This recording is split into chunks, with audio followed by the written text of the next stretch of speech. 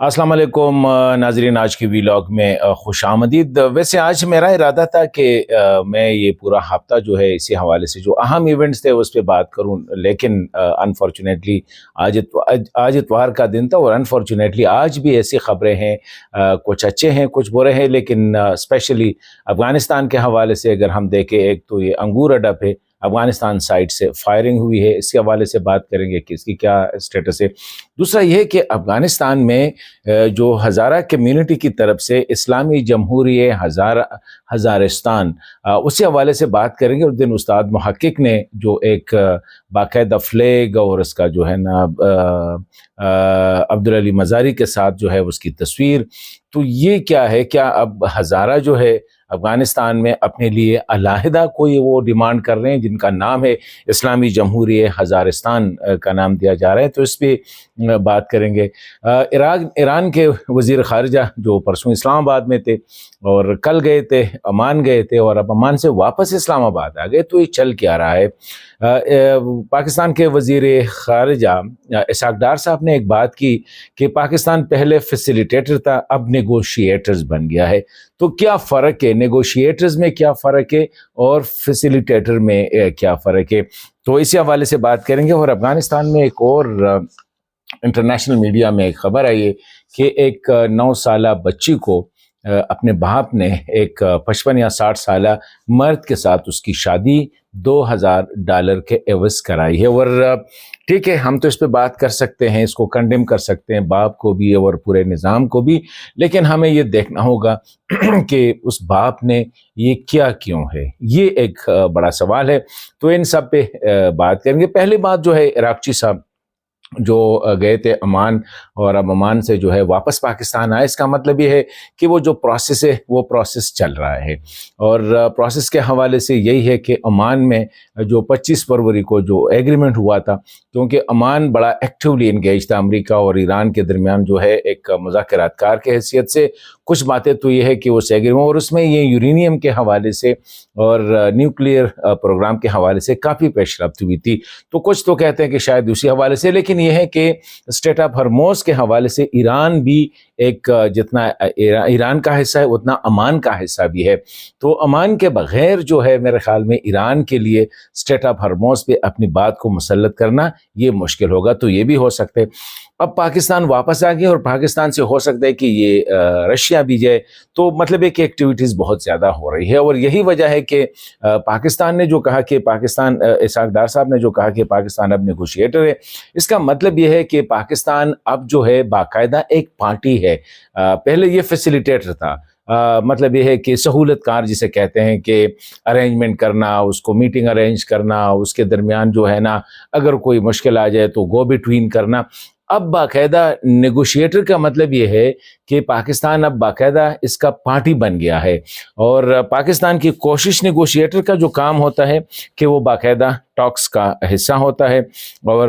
बाकायदा उनके मफाद होते हैं, बारगेनिंग करते हैं जो स्पेशली, और ऑफर्स करते हैं। मतलब ये है कि दोनों साइड पे कोशिश करते हैं कि फेवरेबल आउटकम, मतलब ये है कि जो बातचीत हो रही है उसका एक अच्छा नताइज के हवाले से, और पोजीशन को पुश करते हैं, इंगेज जो है एक्टिवली इंगेज करते हैं, गिव एंड टेक पे कोशिश करते हैं कि दोनों के दरमियान गिव एंड टेक। तो ये फैसिलिटेटर का काम सिर्फ इतना होता है कि वो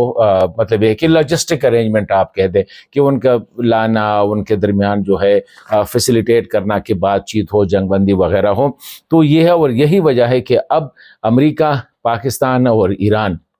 जो मुज़ाकरात होगी तो ये तीनों जो है बैठेंगे, और स्पेशली पाकिस्तान का किरदार ये होगा कि दोनों के दरमियान फेवरेबल आउटकम के लिए, नताइज के लिए दोनों के दरमियान बारगेनिंग भी करे, कोशिश करे कि यार आपका ये ज़्यादा, ईरान से कह दे आप यही छोड़ दे, उसे कह दे यही छोड़ दे, और एक जो है एक कंसेंसस किस्म की एक एग्रीमेंट पे आ जाए। तो ये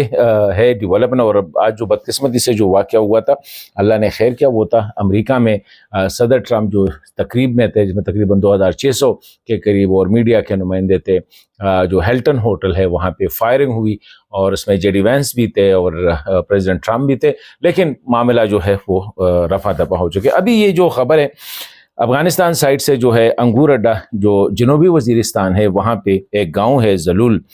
زلول گاؤں پہ افغانستان سائڈ سے آرٹلری کی بلا اشتعال فائرنگ ہوئی ہے، اور اس سے 2 خواتین اور 1 مرد جو ہے رحیم اللہ جو شخص ہے وہ زخمی ہوئے، اس کی بیوی، اور زین اللہ دوسرا شخص ہے اس کی بیوی جو ہے یہ زخمی ہوئے ہیں۔ اور پاکستانی سیکیورٹی اداروں کے مطابق جو ہے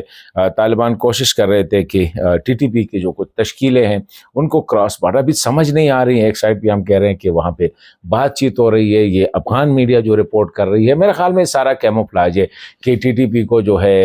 اس کو کنٹرول کرے۔ اب یہ خبر آئی ہے کہ ٹی ٹی پی کو جو ہے وہ سہولت دے رہے ہیں تاکہ وہ بارڈر کراس کرے، ان کے لیے آرٹلری اس کے جو ہے نا وہ کور بھی دے رہے ہیں۔ تو ایک عجیب سی سچویشن ہے، ہمیں بھی سمجھ نہیں آ رہی ہے کہ یہ مطلب ہے کہ ہو کیا رہا ہے۔ لیکن خطرناک خبر جو ہے وہ افغانستان جو آج سی این این نے رپورٹ کیا ہے وہ ہے کہ غربت کی وجہ سے ایک شخص نے جو ہے اپنی 9 سالہ بچی کو 55 سالہ شخص کے ساتھ شادی کرائی ہے، بلکہ وہ تو کہہ رہے تھے کہ شادی کا نام دیا گیا ہے، بیسیکلی اس کو بیچ دیا ہے اور $2000 کے عوض جو ہے اس کو فروخت کیا ہے۔ وہ ویژول جو دکھا رہے بچی مزاحمت کر رہی ہے، لیکن کدھر سے مزاحمت کر سکتی، زبردستی اس کو اس کے ساتھ مطلب یہ کہ بیچ دیا ہے۔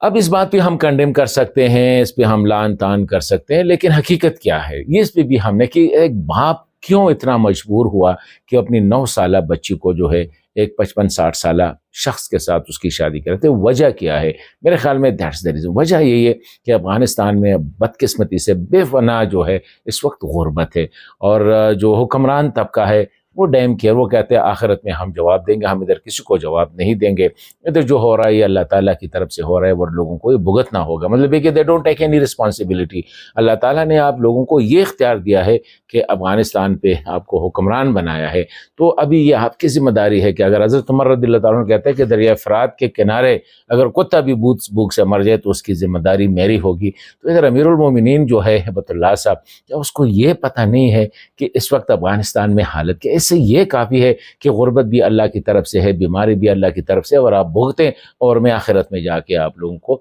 جواب دوں گا۔ میرے خیال میں اس طرح نہیں ہونا چاہیے۔ افغانستان کی جو اس وقت ذمہ داری ہے افغان عوام کی، وہ حکمرانوں پہ ہے کہ ان کو کھانا، ان کو